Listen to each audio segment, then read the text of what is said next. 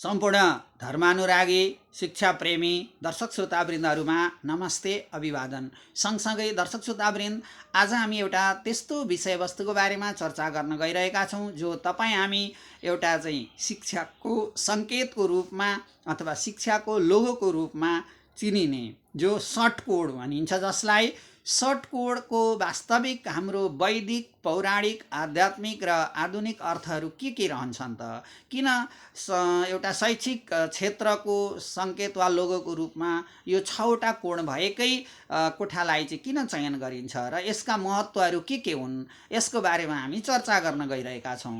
त दर्शक श्रोतावृन्द, सबैभन्दा पहिला त हामीले बुझ्नुपर्ने कुरा के हो भने हामी संसारमा एउटा भौतिक शरीर लिएर जन्मिएका हुन्छौँ र आफ्ना अभिभावकको संरक्षण, आचार विचार, बानी व्यवहारदेखि लिएर अनि पिता माताको नीति निर्देशन र समाजले अँगालेका हरेक कुराहरूलाई हामीले भौतिक रूपमा उमेर सँगसँगै चाहिँ त्यसलाई ग्रहण गर्दै जाने प्रक्रिया रहन्छ।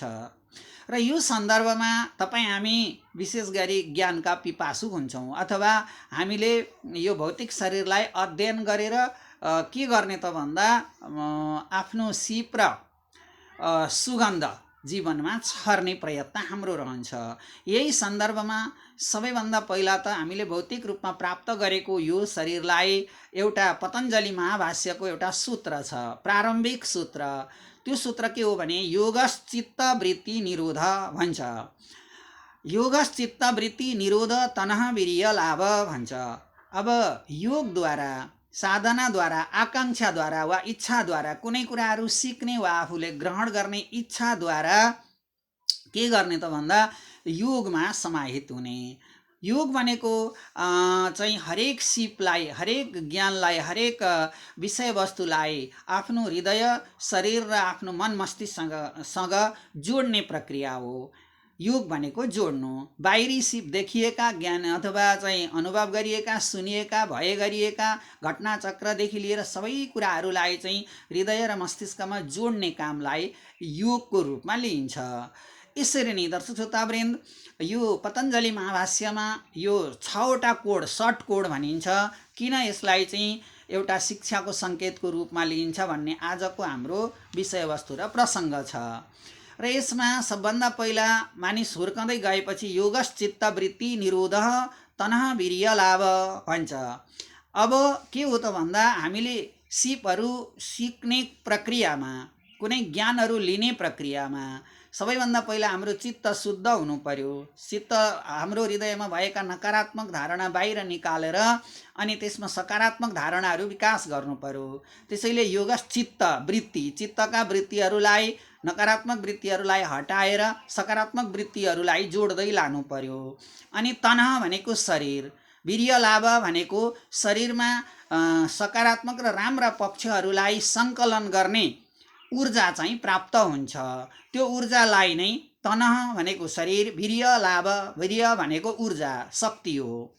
र शरीरमा सकारात्मक ऊर्जालाई चाहिँ सङ्कलन गरिसकेपछि, सकारात्मक ऊर्जा शक्ति प्राप्त गरिसकेपछि मात्र हामीले अन्य चाहेका विषयवस्तुहरूलाई के गर्न सक्छौँ, सिपको रूपमा ग्रहण गर्न सक्छौँ। र यसै सन्दर्भमा हाम्रो वैदिक सिद्धान्तले 6वटा शास्त्रहरूको व्याख्या गरेको छ। विश्व ब्रह्माण्ड 6 शास्त्रमा वर्णित छ। र यी 6 शास्त्रमध्ये के हुन् त 6वटा शास्त्र भन्दा छन्द, कल्प, ज्योतिष, निरुक्त, शिक्षा र व्याकरण। यी 6वटा शास्त्रहरूको सिङ्गो रूप चाहिँ वेद हो। वेद भनेको ज्ञान हो। वेद शब्दको अर्थ ज्ञान हुन्छ।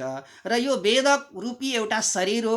र यो वेद रूपी शरीरका यी 6वटा अङ्गहरू चाहिँ के हुन् त भन्दाखेरि यी 60 शास्त्रहरू हुन्। यिनै 60 शास्त्रको आधारमा 6वटा शास्त्रहरू हुन्। यिनै 6वटा शास्त्रहरूलाई बुझाउने यी 6वटा कोणहरू राखिएको हो। र बिचमा वेद रूपी एउटा शरीर छ। र वेद रूपी शरीरको 1 नम्बर छन्द शास्त्र भन्छ। यी 6 शास्त्रमध्ये 1 नम्बर छन्दशास्त्र वेदरूपी शरीरको पाउ हुन्। त्यसरी नै कल्प 2 नम्बर भन्छ। कल्प भनेको समय सापेक्ष, समयको गति अनुसार ज्ञानसिप बटुल्दै जाने प्रक्रिया हो कल्प भनेको समय। र यो कल्पलाई के गर्छ भने हस्तौ भनेको वेदरूपी शरीरको हात मान्दछ। त्यसरी नै तेस्रो नम्बरमा ज्योतिष, ज्योतिषलाई वेदरूपी शरीरको आँखा मान्दछ, किनकि यसद्वारा दिव्य ज्ञान प्राप्त हुन्छ। विश्व ब्रह्माण्ड, तारापञ्ज अथवा नक्षत्र, ग्रह गोचर सबै ग्रहहरूको गति, यति अथवा मापन, दूरी र प्रभाव जस्ता कुराहरू अध्ययन हुन्छन्। त्यसैले तेस्रो नम्बरमा ज्योतिष भयो। चौथो नम्बरमा निरुक्त भन्छ। निरुक्त भनेको हामीद्वारा उच्चारण हुने जुन शब्दहरू छन् ती शब्दहरूको आगमन स्थल अनि मूल रूप अथवा धातु र त्यसको व्युत्पत्तिको वर्णन हो। यो निरुक्त शास्त्र अन्तर्गत पर्दछ। त्यस्तै अब यहाँ 5औं नम्बरमा छ शिक्षा। शिक्षा भनेको जीवनमा जे जति तपाईँ हामीले ग्रहण गरेर आफ्नो सिपद्वारा आफूलाई सिँगार्न सक्छौँ त्यसलाई चाहिँ शिक्षा भनिन्छ। त्यही शिक्षा चाहिँ जीवनको सुगन्ध हो, सुवास हो। त्यसैले शिक्षा सुगन्ध, शिक्षा घ्राणम भन्छ। शिक्षा प्राप्त गरिसकेपछि जीवन सुगन्धमय हुन्छ भन्छ। त्यो 5औं कोठा पर्यो। 6औं कोठा भनेको व्याकरण हो। व्याकरण चाहिँ के हो त? वेदरूपी शरीरको व्याकरण चाहिँ मुख हो। किनभने व्याकरणले प्रत्येक शब्द, वाक्य अथवा चाहिँ शब्दको आगमन, व्युत्पत्ति, विश्लेषण जस्ता कुराहरू चाहिँ व्याकरणले गर्दछ। वर्णको व्यवस्थापन, वाक्यको व्यवस्थापन देखि लिएर चाहिँ वाक्य गठन, सिलसिला, भाषाको प्रस्तुति लगायत हरेक कर्महरू चाहिँ के हुन्छन् त भन्दा व्याकरणले व्यवस्थापन गर्छ।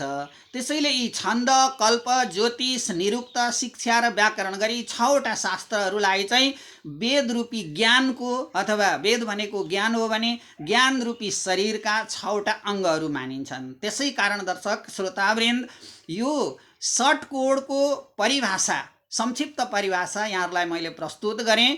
यी चाहिँ के हुन् त भन्दा 6 शास्त्रहरू, 6 शास्त्र भनिन्छ संसारमा। 6 शास्त्रमा वर्णन नभएको कुरा विश्व ब्रह्माण्डमै पाइँदैन। त्यसैले यहाँ के छ त भन्दाखेरि 6 शास्त्रहरू छन्द, कल्प, ज्योतिष, निरुक्त, शिक्षा र व्याकरण यी 6वटा वेदरूपी ज्ञानरूपी शरीरका वरिपरि 6वटा अङ्गहरू हुन्। त्यसै अर्थमा यो 6वटा कोणमा यी 6 शास्त्रहरू बसेर बीचमा हामी वेदरूपी ज्ञानलाई चाहिँ हामी ग्रहण गरिरहेका छौँ।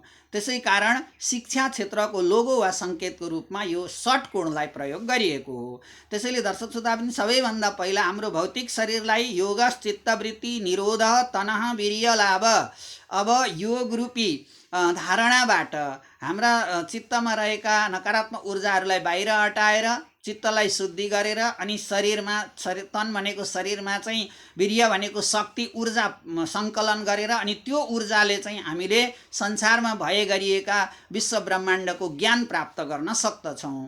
त्यसै कारण दर्शक श्रोतावृन्द यी 6वटा शास्त्रहरूको एउटा चाहिँ सिङ्गो रूप वेद अथवा ज्ञान भएको हुनाले यो विशेष गरी षट्कोणको शैक्षिक सङ्केत र लोगोको रूपमा यो 6वटा कोणलाई प्रस्तुत गरिएको हो। त दर्शक श्रोतावृन्द यिनै यस्तै यो षट्कोणको संक्षिप्त परिचय दिँदै आजको विषयवस्तुलाई म यहीँ टुङ्ग्याउन चाहन्छु र बाँकी अन्य यस्तै विषयवस्तुहरू अर्को अङ्कमा प्रस्तुत गर्ने जमर्को गर्दै हवस् त सबैमा अभिवादन, नमस्ते।